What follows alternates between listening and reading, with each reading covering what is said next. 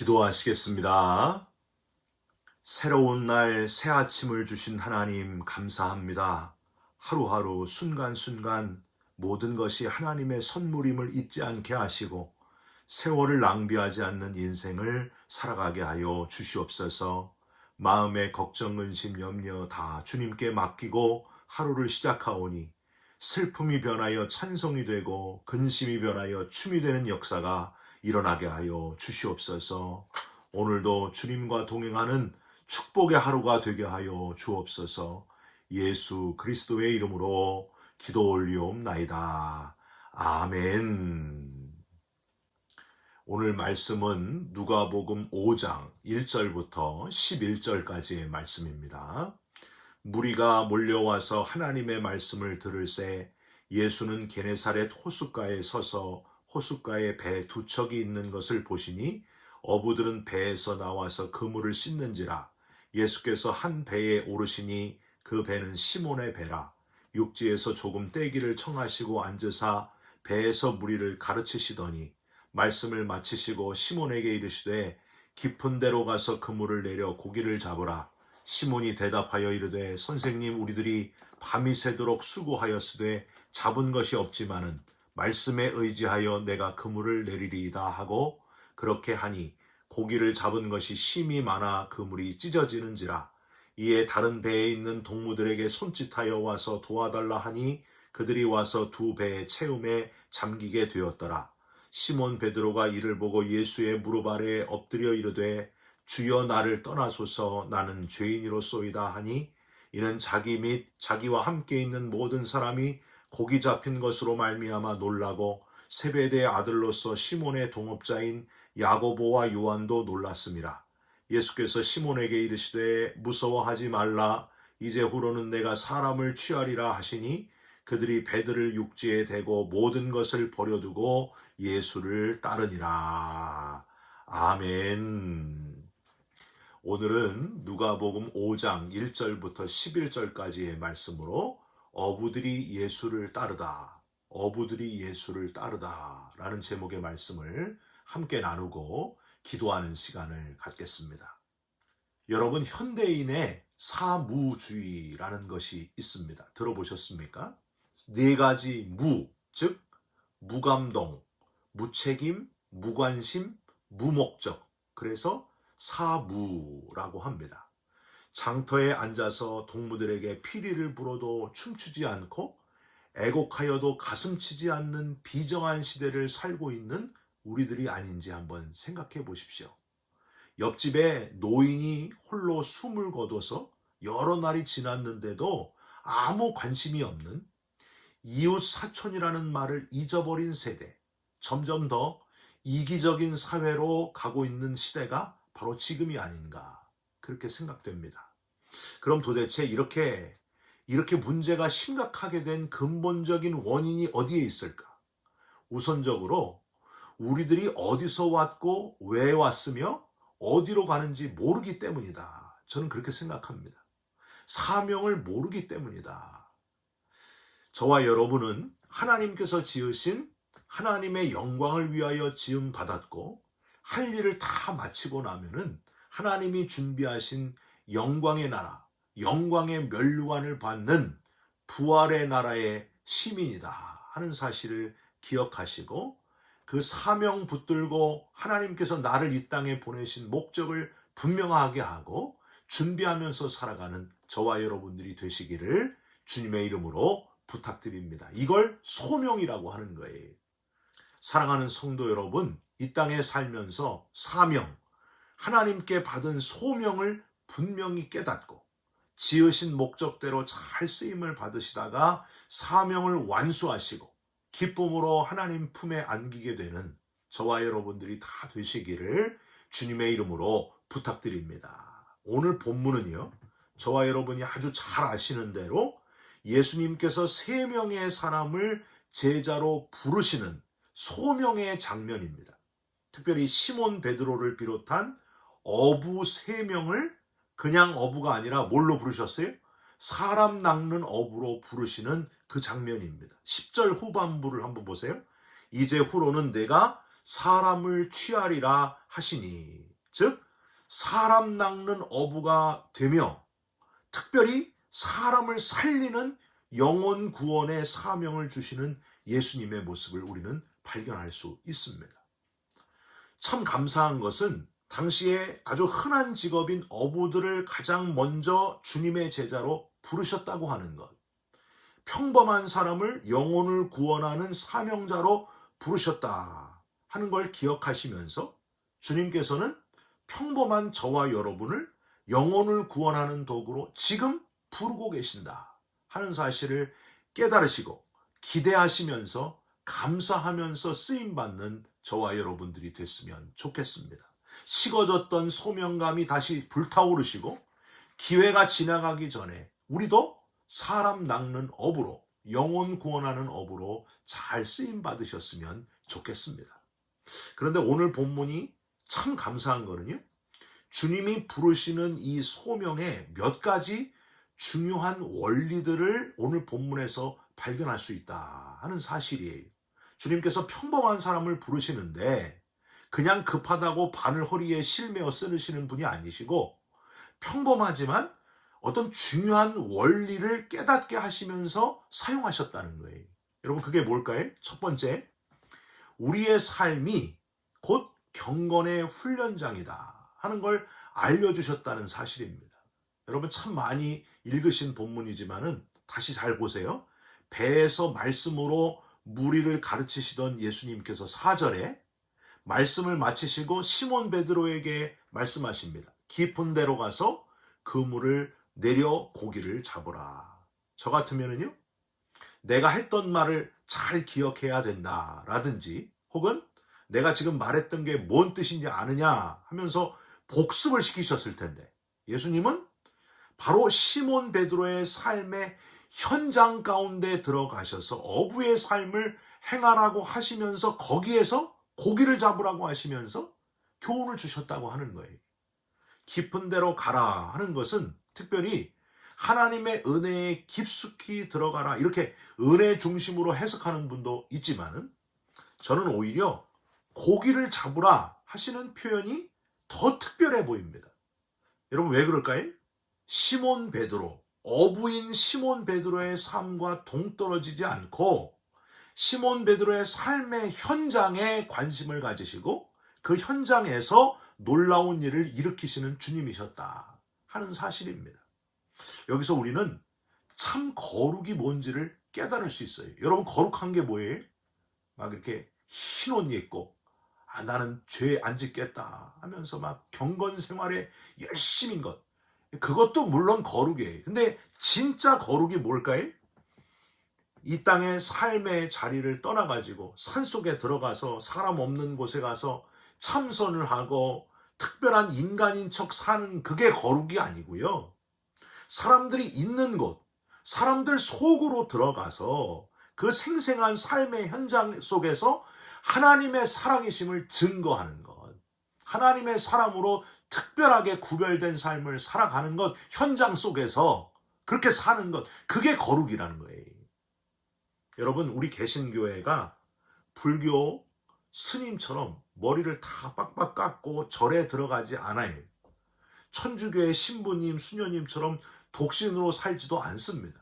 그 이유가 바로 여기 있는 거예요. 진짜 거룩은 사람들 속으로 들어가서 사람들과 같이 살면서 삶의 깊은 현장 속에 들어가서 복음의 강력한 영향력을 미치는 것, 그곳에서 놀라운 변혁의 역사를 일으키는 것, 그게 바로 진짜 거룩이라고 하는 거예요. 그래서 여러분 신학자 리차드 리버라고 하는 사람은 우리 기독교인은 문화에 속한 그리스도인이 아니라 문화를 변혁시키는 그리스도인이다. 이런 표현을 했습니다. 저와 여러분이 세상 속에 들어가서 문화를 변혁시키면서 주님을 증거하는 그리스도인으로 살아가시기를 주님의 이름으로 부탁드립니다. 한 25년 전에 한국에서 젊은 청년들이 가장 많이 모이는 교회는 어디였을까요? 서울의 숙명여대 근처에 삼일교회였습니다. 저도 그 삼일교회에서 한 달 정도 예배를 드렸는데요. 그때 한 달 예배 드릴 때 있었던 청년만 9,500명이었어요. 놀라시지도 않네요. 여러분, 한국에서 청년만 9,500명 모이는 교회가 있습니까? 이 교회가 바로 그런 교회였어요. 그런데 그 교회가 특별 새벽기도, 이게 아주 특징인데, 특세, 이 특별 새벽기도를 하면은요, 보통 1,000명이 매일 모였어요. 젊은이들이. 여러분, 새벽에 1,000명 청년이 모인다는 거는요, 쉬운 일이 아닙니다. 어쨌든 자주 교회가 특별 새벽기도회를 해가지고 이 1,000명이 새벽부터 일어나서 그 일대를 돌아다니는 거예요. 여러분, 무슨 일이 생겼을까요?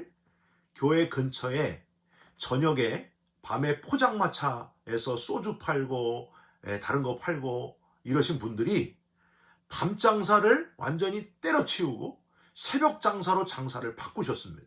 1,000명의 청년이 새벽에 일어나서 새벽 예배하고 오뎅 먹고 아침 김밥 먹고 막 이러니까 밤에 소주 팔아가지고 장사하는 이익보다도 새벽에 그 청년들 장사하는 게 더 배나 많이 남는다는 거예요. 그래가지고 이 문화가 완전히 밤 문화가 바뀌어서 새벽 문화로 변혁이 이루어졌습니다. 밤 문화를 새벽 문화로 바꾸는, 건강한 문화로 바꾸는 파워풀한 교회. 여러분, 이게 바로 교회의 사명이라고 하는 거예요. 문화를 바꿔버리는 거예요. 세상 속에 들어가서 아주 어둠의 문화, 잘못된 길로 갈 수 있는 문화를 바꿔서 건전한 문화, 건강한 문화로 바꾸는 거예요. 그게 건강한 교회의 사명입니다. 여러분, 저와 여러분의 교회에도 그런 일들이 일어나시기를 주님의 이름으로 부탁드립니다. 그냥 우리만 예수 잘 믿고 구원받고 끝나는 것이 아니라 사회를 변화시키는 그런 파워풀한 교회를 이루어 가시기를 주님의 이름으로 부탁드립니다. 거룩을 완성하신 예수님은 이 땅에 오셔서 산속에서 굴 속에 그렇게 오시지 않았습니다. 철저히 낮은 모습으로 사람들 속으로 들어오셔서 나셨다. 철저히 낮고 더 낮은 모습으로 사람들 속에 강림하셨고요. 낮은 모습으로 제자들의 발을 씻기시면서 내가 이렇게 했으니 너희들도 이렇게 해라. 섬김으로 세상 속에서 세상을 변혁시켜라 하고 알려주셨습니다. 여러분, 오늘도 일터로 나가실 때에 또 삶의 현장 속에서 거룩을 이루시기를 주님의 이름으로 부탁드립니다.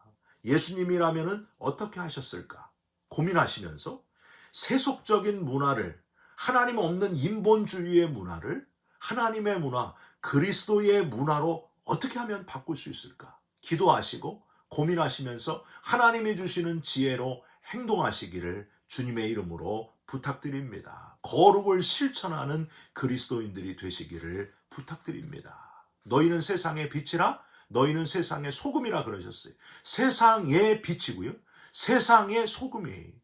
이 땅을 벗어난 그런 소금과 빛이 아니고 이 세상 속에서 변혁을 일으키는 하나님의 도구들이 되시기를 주님의 이름으로 부탁드립니다. 두 번째로, 기적보다도 기적을 보고 회개운동이 일어났다. 이게 더 중요한 거예요. 여러분, 기적을 보면서, 하나님이 일으키시는 기적을 보면서 깊은 회개운동이 일어나시기를 부탁드립니다. 주님의 말씀대로 깊은 데 가서 그물을 던졌더니 6절, 그물이 찢어질 정도로 고기가 많이 잡혔습니다. 7절에 동무들까지 다 불러가지고 두 배에 가득히 고기가 잡혔습니다. 감사하면서 아주 신기한 일을 경험을 했습니다.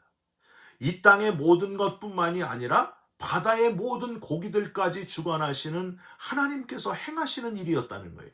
그런데 8절 끝에 한번 보세요. 시몬 베드로가 갑자기 엎드립니다. 주여, 나를 떠나소서, 나는 죄인이로소이다. 아니, 고기 많이 잡았다고 만세를 부르면서 덩실덩실 춤을 춰야 되잖아요. 만선이다 그러면서 막 너무 신나가지고 막 춤을 춰야 되는데, 풍악을 울려야 되는데, 그 즉시 시몬 베드로는 주님 앞에 엎드려서 철저히 자기의 죄인됨을 눈물로 고백했다는 거예요. 왜 그랬을까요? 죽어 마땅한 죄인이 나를 떠나소서 외칠 정도로 더러운 자신을 만물의 주관자 되시는 주님께서 만나주시고 주님의 일하심을 체험하게 되니까 너무도 벅찬 감격에 그 앞에 감출 것이 없구나 하는 사실을 깨달으면서 철저한 회개의 역사, 근본적인 회개의 역사가 나타났다는 거예요. 사랑하는 성도 여러분, 우리들이 때로 하나님의 신비한 기적을 체험하는 순간에 해야 될 일이 바로 이겁니다. 감격에 겨워서 눈물을 흘리는 철저한 회개가 있어야 된다 하는 것을 깨달으시기 바랍니다. 세상을 움직이는 것, 놀라운 기적을 일으키시는 분은 바로 하나님이시구나. 그 하나님이 정말 살아계시고 나를 지으셨구나. 그런데 내가 하나님을 떠나 살았구나 하고 깨달음이 있어야 된다는 거예요. 철저한 눈물의 회개 운동이 일어나야 된다는 거예요. 주 앞에서 내가 죄인이라는 사실을 깨닫는 것, 이게 바로 기적을 체험한 사람의 올바른 모습이다. 그래서 회개는 기독교의 시작이라고 하는 겁니다.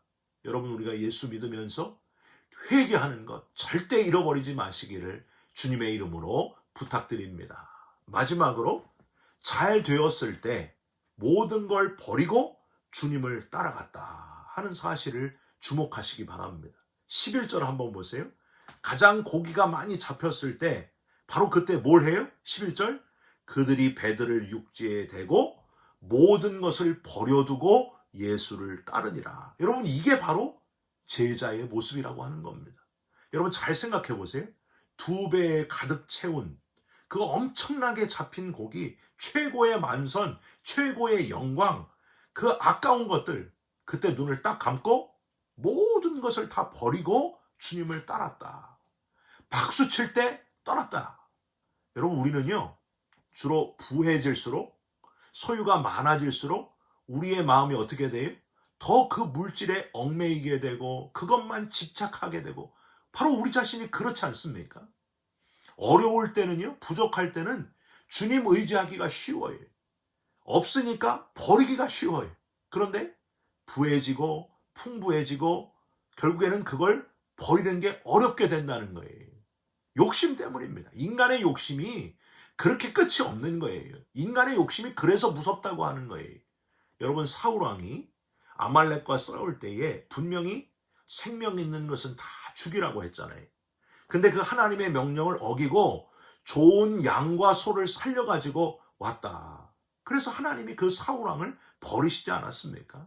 아브라함이 이삭을 모리아 산에서 하나님께 제물로 바치려고 할 때에 하나님이 체크하신 게 뭐였어요? 버림의 훈련이었어요. 네 자식을 나보다 더 사랑하느냐. 하나님보다 하나님이 만드신 것을 더 사랑하는 것, 그게 바로 하나님이 가장 싫어하는 것이었습니다.